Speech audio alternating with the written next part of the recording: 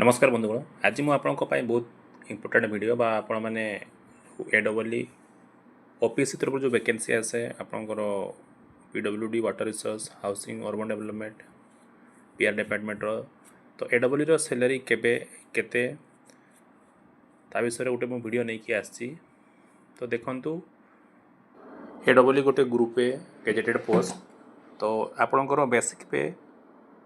56,100 रु स्टार्ट हेबो ये जो सैलरी स्लिपटा गोटे एडब्ल्यू आपर पे स्लिपटी तो देखुवे आपंकर सर्कल भितर जो मार्क होता आप ग्रोस पे देखुवे 1,960 एवं डिडक्शन होकर 90,864 तो ये आपको जो सैलरीटा यहाँ हूँ आपर गोटे एडब्ल्यू सैलरी तो यहाँ इंक्रीमेंट लगिला पे स्ट्रक्चर टी बा पे स्लिपटी तो आप जो मैंने भी नुआ जॉइन कर जॉइन करेंगे आपंकर बेसिक पे 56,100 रु स्टार्ट हो तो ये आपर डीए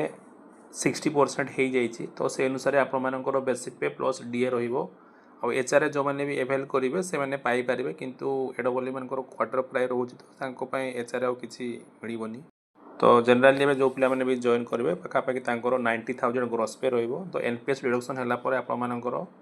इनहेड सैलरी आपर